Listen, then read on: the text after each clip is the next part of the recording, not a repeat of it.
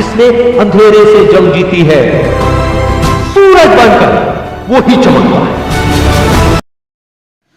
तो hello students, तो आज हमारे चैनल पे हम हमारा पहला जो सिलेबस, हम केमिस्ट्री का सिलेबस कवर करेंगे, होल सिलेबस कवर करेंगे IIT-JEM का।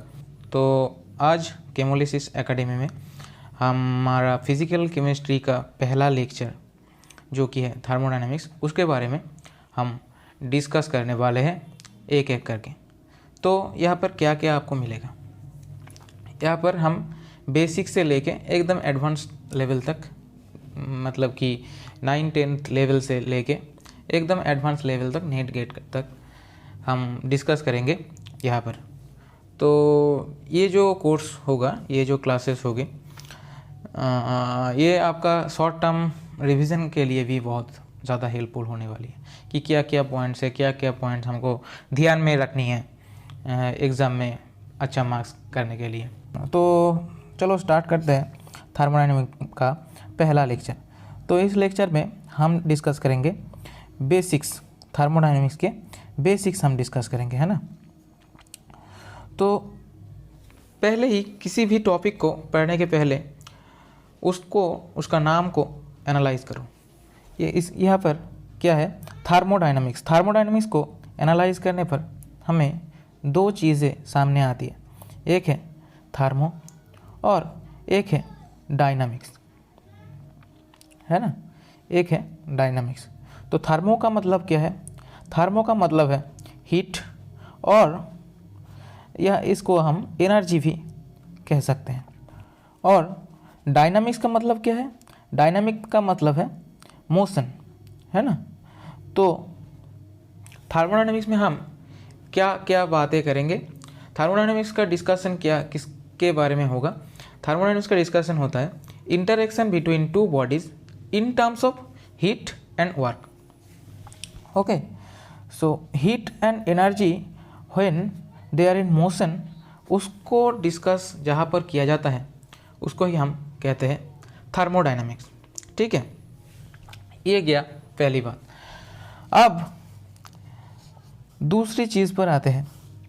तो थर्मोडायनेमिक्स का क्या क्या पार्ट्स हैं, कितने पार्ट्स में हम थर्मोडायनेमिक्स को डिवाइड कर सकते हैं, है ना।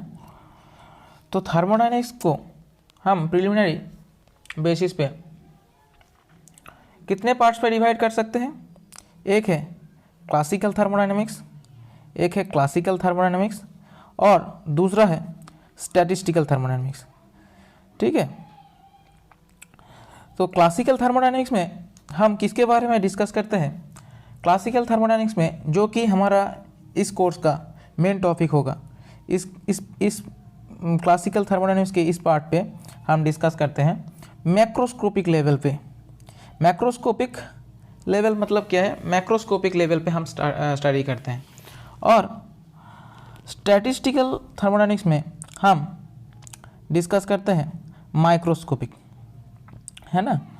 तो मैक्रोस्कोपिक स्टडी मतलब क्या है, मैक्रोस्कोपिक का मतलब है जिन चीज़ को, जिन थिंग्स को हम हमारे सामने नेकेड आइज में खाली आँख से देख सकते हैं, उनको मैक्रोस्कोपिक लेवल स्टडी कहते हैं। और जिनको हम खाली आँख से नहीं देख सकते, उनके स्टडी को हम कहते हैं micro level study, microscopic level study. तो मैक्रोस्कोपिक लेवल में हम बाल्क लेवल स्टडी करते हैं, और माइक्रोस्कोपिक लेवल में हम क्या स्टडी करते हैं, माइक्रोस्कोपिक लेवल में हम एटॉमिक एंड मॉलिक्यूलर लेवल पे स्टडी करते हैं, एटॉमिक एंड मॉलिक्यूलर। ठीक है, तो इसके बाद चलते हैं नेक्स्ट टॉपिक पे। तो थर्मोडायनेमिक्स को अच्छे से समझने के लिए कुछ टर्मिनोलॉजीज़ हैं जिनको हम बेसिक टर्मिनोलॉजीज़ कहते हैं।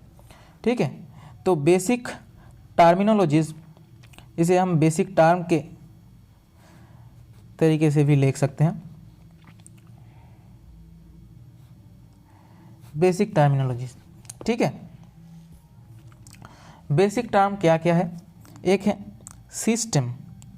सो सिस्टम क्या है, सिस्टम मतलब कि ये यूनिवर्स में, मान लो ये यूनिवर्स है, हमारा यूनिवर्स है।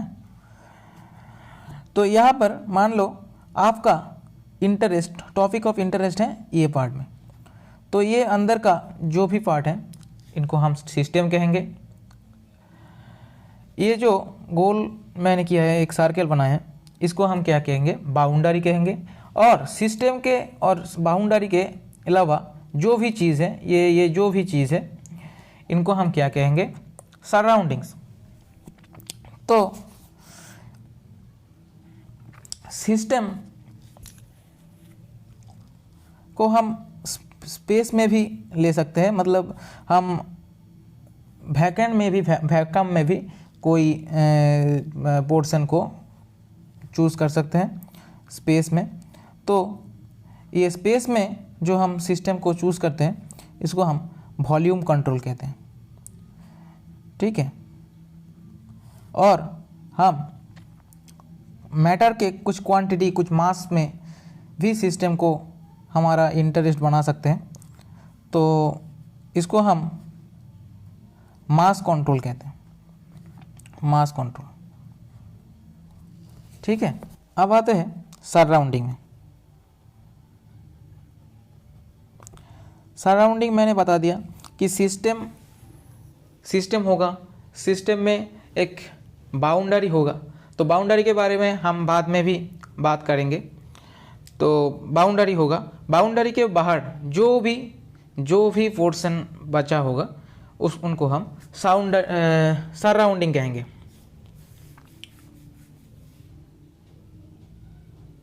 जो कि सिस्टम से इंटरेक्ट भी कर सकता है और नहीं भी कर सकता है, ठीक है। अब हम आते हैं बाउंड्री में। तो बाउंड्री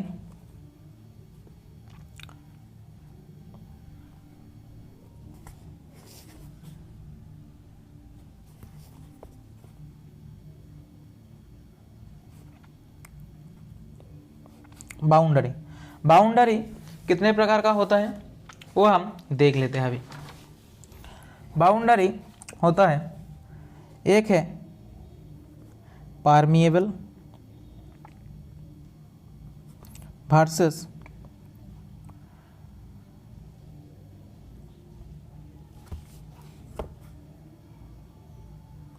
नॉन परमिएबल,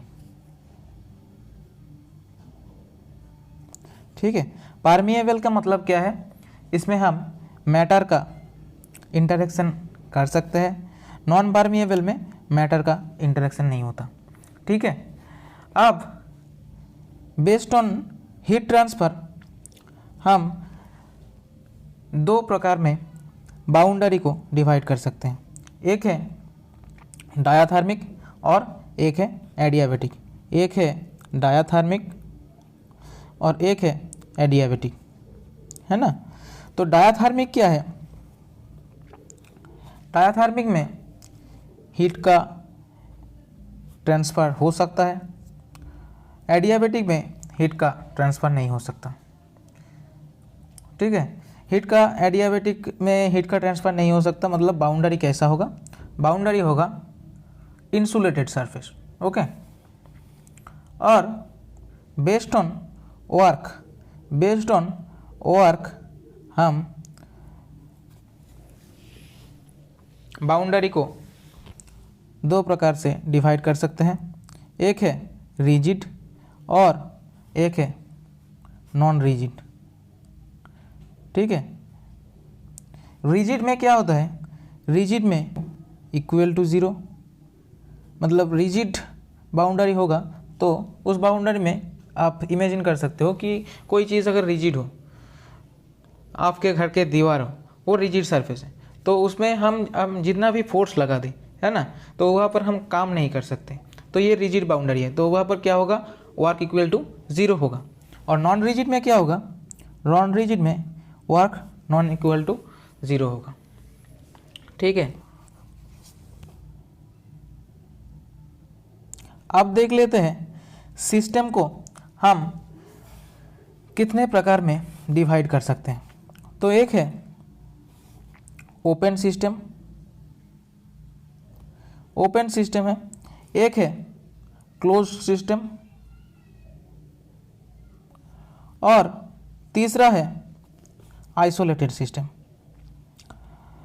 तो ओपन सिस्टम में क्या होता है, मास का ट्रांसफ़र हो सकता है, एनर्जी का भी ट्रांसफ़र हो सकता है।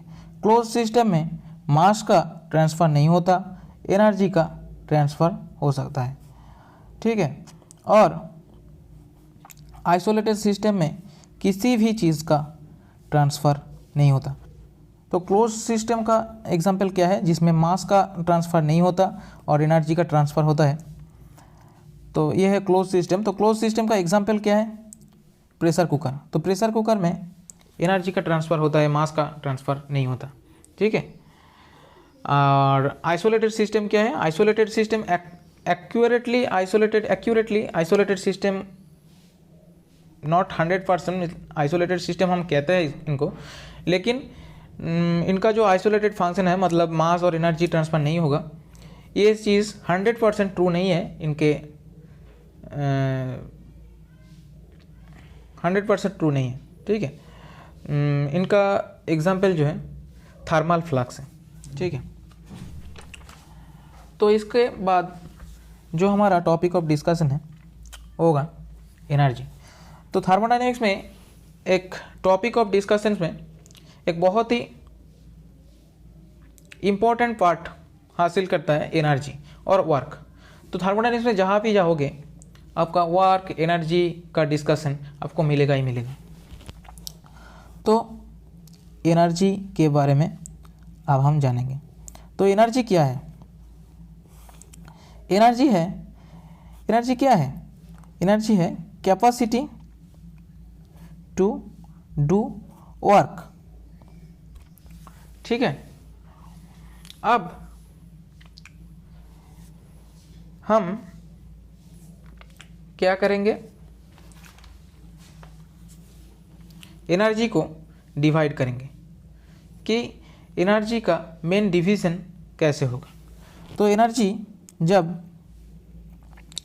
एक फिक्स स्टेट में है,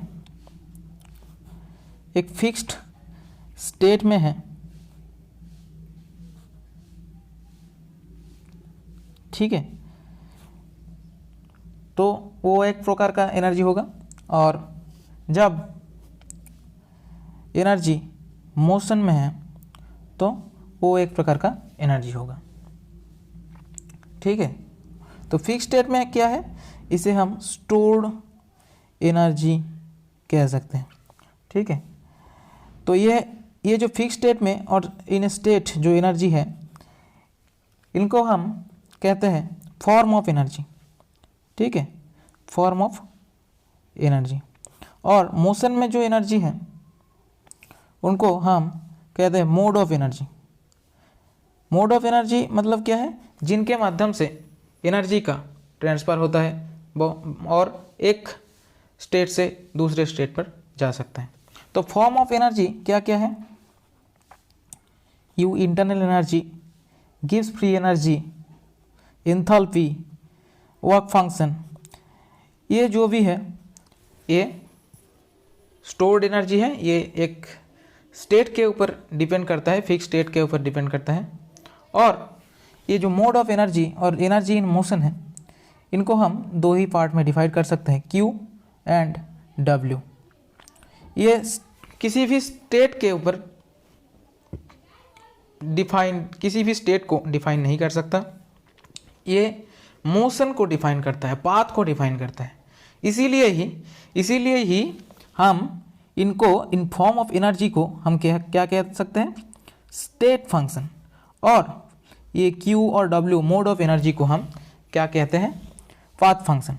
इनको हम कह सकते हैं स्टेट फंक्शन और इनको हम कह सकते हैं पाथ फंक्शन, ठीक है। तो अब हम डिस्कस करेंगे properties of the system. So properties,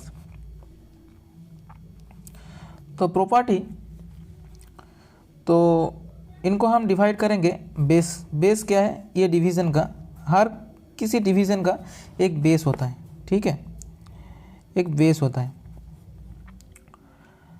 तो इसका बेस क्या है, ये जो हम प्रॉपर्टी को डिवाइड करने जा रहे हैं, इसका बेस है सिस्टम का साइज।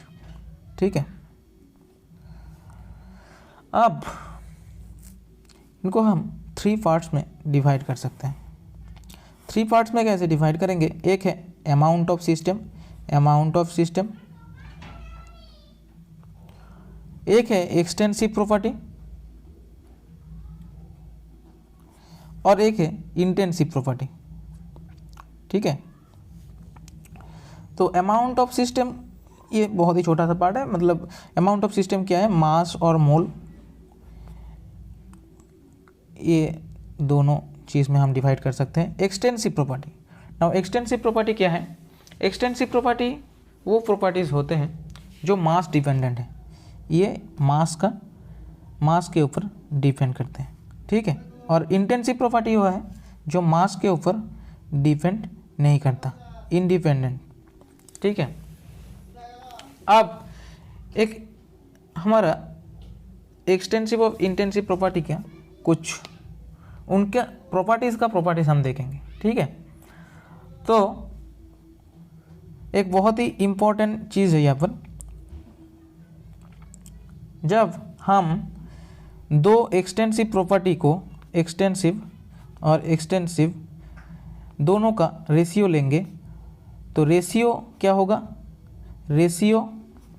होगा? वो एक इंटेंसिव प्रॉपर्टी होगा। ठीक है, जैसे मान लो डेंसिटी का फॉर्मूला क्या है? D = m/v। ठीक है, तो देख लो मास क्या है? मास तो मास के ऊपर ही डिपेंड करेगा। ठीक है, और वॉल्यूम भी मास के ऊपर डिपेंड करता है, क्योंकि वॉल्यूम जितना, मास जितना ज़्यादा होगा सिस्टम का वॉल्यूम भी उतना ही ज़्यादा होगा। ठीक है, तो वॉल्यूम मास के ऊपर डिपेंड करेगा। तो दोनों ही इंटेंसिव प्रॉपर्टी है, दोनों ही एक्सटेंसिव प्रॉपर्टी है, तो ये होगा इंटेंसिव। ठीक है, इनका रेशियो।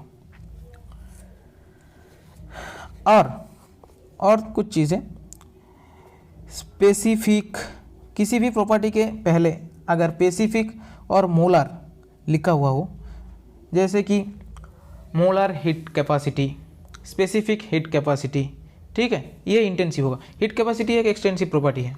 ठीक है, लेकिन specific heat capacity, molar heat capacity, ये होगा इंटेंसिव प्रॉपर्टी। ठीक है, अब हम कुछ एग्जांपल्स देखेंगे एक्सटेंसिव और इंटेंसिव प्रॉपर्टी में। ठीक है, पहले आप वीडियो को पॉज करके, अगर पहले आप ये प्रॉपर्टीज़ को लिख लीजिए अपने नोटबुक पे, और फिर हम कुछ चीज़ें देते हैं आपको करने के लिए, तो वीडियो को पॉज करके ट्राई कीजिए उनको ना देख के करने की। उसके बाद वीडियो को ऑन करके आप मैच कर सकते हैं कि आप सही हो कि गलत। तो पहले ही है प्रेशर, दूसरे में है फोर्स, तीसरे में है मास, चौथे में है मोल, पांचवें है हीट कैपेसिटी। ये बहुत ही इंपॉर्टेंट एग्जाम्पल है और ये एग्ज़ाम में आ चुके हैं। ठीक है, तो बहुत ही ज़्यादा चांसेस है आने की। इसके बाद मोलर वॉल्यूम, 7 में है बॉइलिंग पॉइंट, 8 में है डेंसिटी, 9 में है स्पेसिफिक हीट कैपेसिटी। ठीक है, 10वें में है रिफ्रैक्टिव इंडेक्स।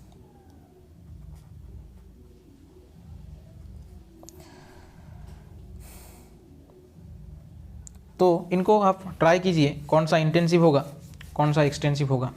बहुत ही इंपॉर्टेंट है ये सारे के सारे प्रॉपर्टीज, सारे के सारे टर्म्स आपका एग्ज़ाम में आ चुके हैं, हर किसी एग्ज़ाम में ये आता ही आता है, ठीक है, आपको मिल जाएगा। तो प्रेशर क्या है? प्रेशर है एक इंटेंसिव प्रॉपर्टी, क्योंकि आप किसी भी सिस्टम में जब देखोगे, ये जितना भी आप अमाउंट ऑफ सिस्टम ले लो, ठीक है, एक डब्बे में आपका कुछ अमाउंट ऑफ गैसेस है, ठीक है, वहाँ पर क्या है, आप बाहर से कुछ प्रेशर ऐड कर रहे हो, ठीक है, तो वहाँ पर क्या होगा, आप उस गैस का कुछ पार्ट ले लो, वहाँ पर भी प्रेशर सेम रहेगा, और किसी पार्ट पे चले जाओ, किसी थोड़े से पार्ट ले लो, ज़्यादा पार्ट ले लो, कम पार्ट ले लो, ठीक है, आपका प्रेशर हर वक्त सेम ही आएगा। तो गैस के अमाउंट पर प्रेशर डिपेंड नहीं करता।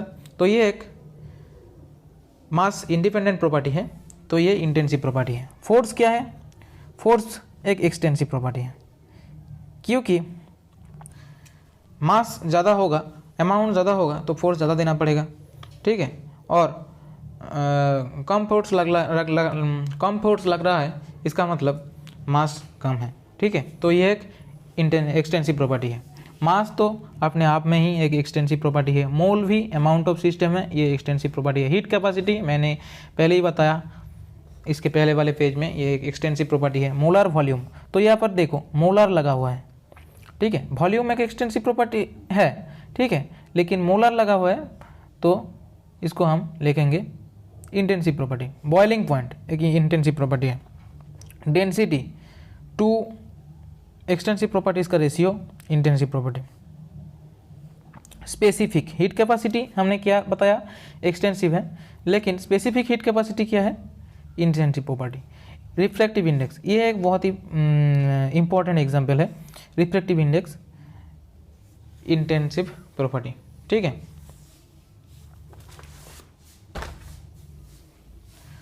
तो यही था आज का वीडियो, आज का जो क्लास था यही तक था। तो इसके बाद वाले क्लास में हम डिस्कस करेंगे प्रोसेसेस के बारे में, मैक्सवेल स्क्वायर के बारे में, और भी बहुत सारी चीज़ें हैं। एक एक करके हम सारे कॉन्फ्यूजन, सारे चीज़ को हम डिस्कस करेंगे। अगर क्लास हेल्पफुल हो तो नीडी स्टूडेंट्स को आप शेयर भी कर सकते हो वीडियो को, जिनको ज़रूरत है, ठीक है। तो आज के लिए इतना ही था, मिलते हैं नेक्स्ट क्लास में। तब तक के लिए thank you so much for watching, bye bye.